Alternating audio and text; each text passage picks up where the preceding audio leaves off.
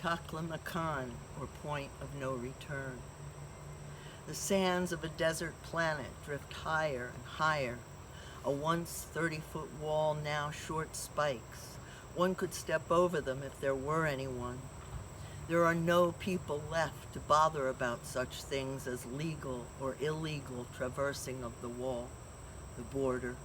There are no borders. There's nothing to wall off. The drifts of sand, the dust storms.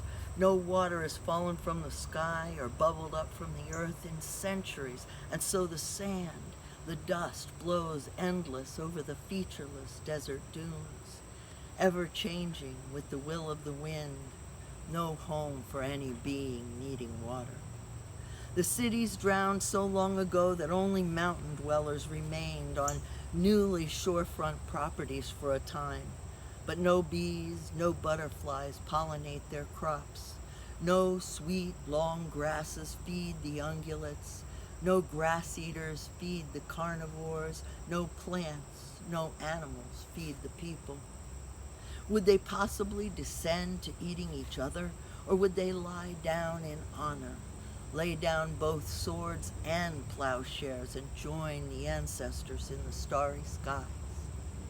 The deaths of all the species happened so quickly there was no time to learn new ways if the people had had any will to do so, which in their arrogance, unrelieved by the stench of the dead and dying all around them, they denied. It can't, it won't happen to me. Prayers and cries to deities went unanswered as the gods and goddesses turned away. We gave you all you needed to make good choices, but you were blinded by the gleam of gold and jewels. All that you called riches, all that you envied and placed above the mother, the home, the womb, the cradle. You avoided the lessons of nature, the very nature you were given dominion over, but you disdained it, treated it as if it was limitless. It might have been, had you been conscious stewards, but you depleted it in wanton lust and greed, like unschooled infants demanding more, considering only singular wishes, ignoring the plight of nations, the breath of Creator made flesh, the dark, wet, fertile body of earth, woman, mother, life-giver. She was fenced and broken and raped and torn, the richness ripped from her womb and burned and burned. A wise mother told you to use the energy of Father Sun, or the waters filling her body cavities, or the pulsing goddess breath, the wind all ever renewed, instead of minerals limited by time and space, the black blood, the body gases, the blackened stones crushed over millennia.